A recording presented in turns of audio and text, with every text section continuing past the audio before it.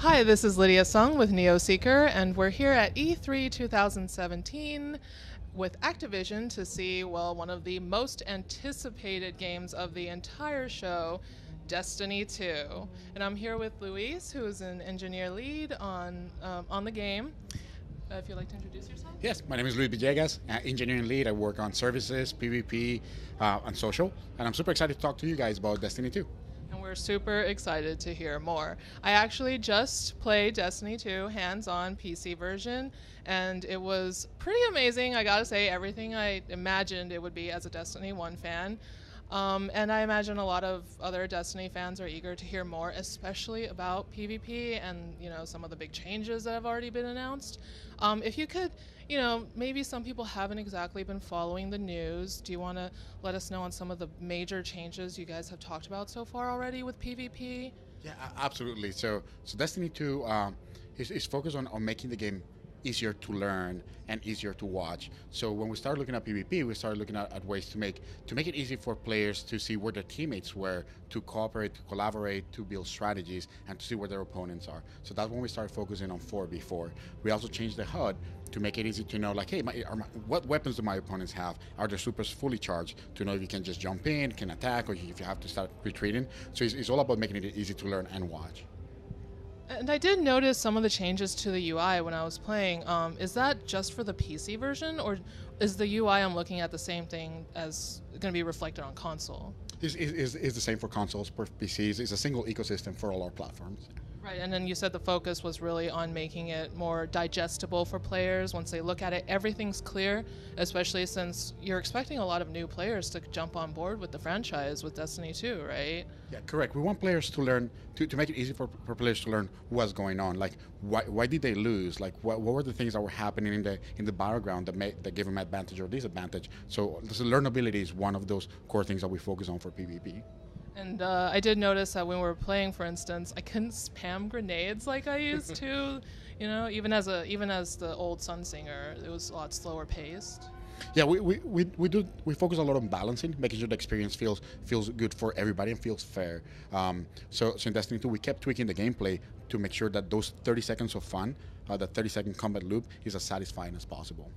Are these, when you guys were doing balancing, like we're talking about, was the big focus sort of working down from PvP and then trickling those changes to PvE, or did you guys consider both pretty equally? We consider both pretty equally. When we make changes on the gameplay, we make sure that it's satisfying both on the PvE and the cooperative experience. Anything from patrols to PvP should be satisfying and should feel pretty good to the player. So we take everything equally. We take all the feedback. We make sure that we integrate it, and then we keep iterating on the controls and on the gameplay to provide the best possible experience. So of the new subclasses that you guys have revealed, can you give us a little more idea into sort of the mentality that you had behind redesigning them, tweaking how they feel, especially with changing the recharge on things like grenades, when before there was definitely this instant, like everything was instant, you could almost spam your special abilities. Yeah, we wanted the experience to be very customizable, so we added 3 new subclasses. We added Dawnblade, Arcstrider, and Sentinel. And Dawnblade is for the Warlock, where the Warlock can take out a sword and start basically raining fire on its enemies. It's super exciting, super satisfying to play with. The Titan now has a shield, where in the Sentinel subclass, they can use it for defense, they can use it for protection, but can also use it for attack. They can throw it and try to hit their enemies with it. And an Arcstrider, which is my personal favorite, I play as a hunter, because it's inspired on acrobatics and martial arts, and you can use it for close quarter combat.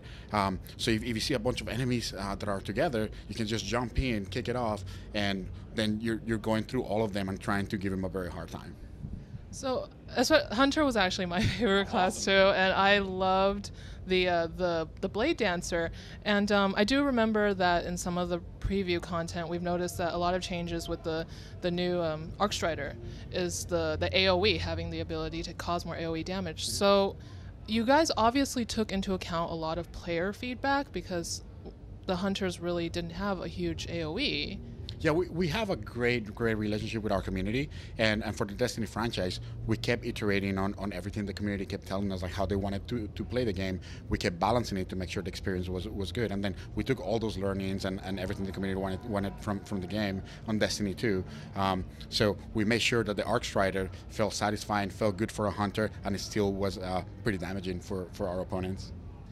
Well, so even though I'm not personally a big Warlock player, I did get to try the Dawnblade, which was amazing, pretty cool. I had to admit. I mean, you guys basically gave them the sword that everyone loved from Destiny 1, just to them.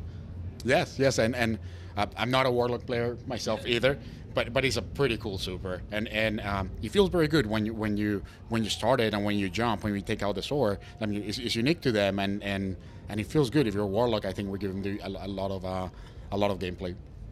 So does that mean the swords actually aren't going to be for everyone anymore? So we're not talking too much about like the type of weapons that we're gonna have in the future. Now, Destiny 2 is a brand new star, so all the weapons are new. So you're gonna have access to a lot of different, like we have a lot of surprises for you in stock, but it's everything is brand new. Which fits the beginning of the game, given that we're pretty much starting from scratch, even though, in Destiny 1 we were such accomplished guardians.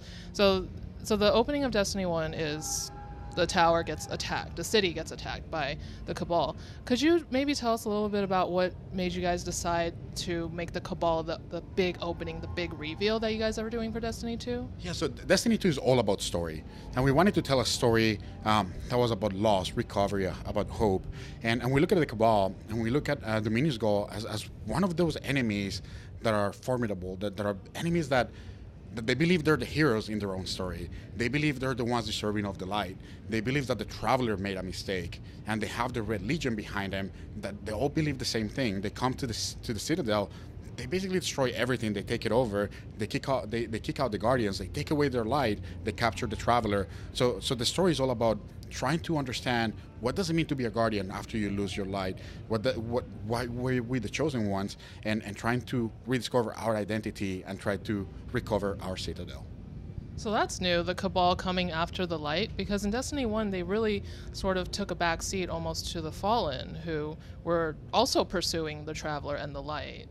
Yes. So, but the Red Legion is a subset of the Cabal, and they're highly disciplined, and they believe they're the ones that should have been the chosen ones. So it's a part of the Cabal that believes, hey, we are the ones. We are the ones that should be in the Citadel. We are the ones that should be owning the light. So would it be safe to say that they don't necessarily represent all of the Cabal? Are they just one faction? Can you tell us a little bit about that? They represent the Red Legion. There's a big army. They believe they're the ones. So, 1, 2, 3, 4. So with the Cabal obviously taking the spotlight right now with all the preview content that we're seeing, when do you guys maybe plan to reveal some of the other old enemies like the Vex or the Fallen? How much of a role are they going to end up playing in Destiny 2? Yeah, through the story of Destiny 2, we will be reintroducing all the previous enemies that we had. Yes.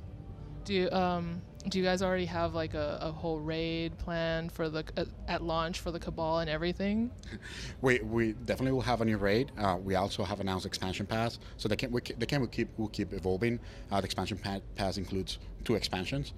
So we're committed to our players. We're committed to providing more content, and definitely the content that everybody loves, the end game, the raids, the nightfalls, the strikes are going to be there, and there will be more content through the expansion pass as well. Since we've already seen Gaul revealed in the pre-E3 trailer, would it be safe to say that there is a pretty major Cabal baddie above him that we're going to be seeing soon? Destiny has a lot of mysteries, and that's one of them.